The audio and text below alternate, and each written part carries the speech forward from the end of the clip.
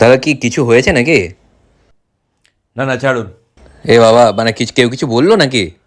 না ছেড়ে দেন, কিছু হয়নি। না না, বলুন কি হয়েছে। শুনুন, আমি ওরকম লোকেদের মতো নয় যারা বিয়ে বাড়ির ছোট ছোট ঝামেলা নিয়ে এগুলো ডিসকাস করে, যে ছোট এই সামান্য কিছু হয়ে গেছে। আমি ছোট ছোট জিনিস নিয়ে মাইন্ড করি না, আর অত ছোট লোক আমি নয়।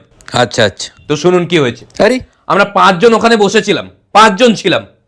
তো বরের যে বাবা, মানে ওর সঙ্গে আমার সম্পর্ক বলতেও লজ্জা লাগছে, ও এসে বাকি 4 জনকে জিজ্ঞেস করলো যে আপনি কেমন আছেন। আপনাকে জিজ্ঞেস করেনি? না, আমাকে জিজ্ঞেস করলো আপনি ভালো আছেন তো। তো এটাতে কি আছে? তো ওদেরকে জিজ্ঞেস করলো আপনি কেমন আছেন, আমাকে জিজ্ঞেস করলো আপনি ভালো আছেন তো। এই পার্সিয়ালিটি কেন? এত বাজে ব্যবহার ওদের। আমি ঢুকলাম, আমাকে বলছে আসুন আসুন, চেয়ার ফাঁকা আছে বসুন, কে বলবে? আমি যখন মানে পরশুদিন বরযাত্রী যাওয়ার সময় আমি বলছি যে আমি বাসে যেতে পারবো না, আমার একটু প্রবলেম হয়, আমি কারে যাব। এ বাবা, আপনাকে কারে নিয়ে যায়নি? কারে নিয়ে গেছে, ড্রাইভারের পাশের সিটে বসিয়েছে। আমি কি হেল্পার? না না, আমি আমি আমি কি কারে চড়তে পাই না? তারপরে ওখানে যাওয়ার পর, খাওয়ার পরে সবার সামনে সবাই আছে, আমাকে কি জিজ্ঞেস করছে জানো? দাদা সিগারেট খাবে? ও কি জানে না আমি বিড়ি খাই?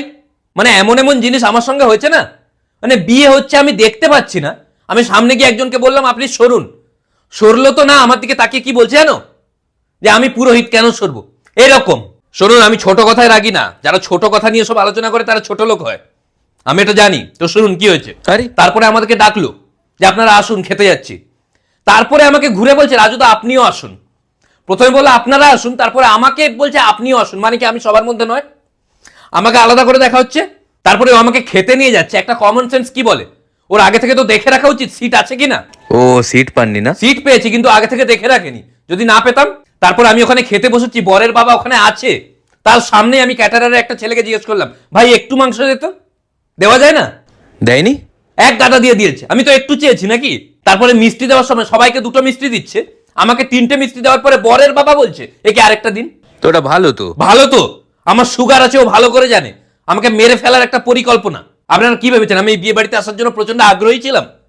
ওরা রিকোয়েস্ট করলো হাত জোড়ো করে যে আপনি না এলেও হবে, এলেও একা আসবেন, ফ্যামিলির কাউকে আনার দরকার নেই। তখন আমি ফ্যামিলির সবাইকে নিয়ে এলাম ওদের রিকোয়েস্টে।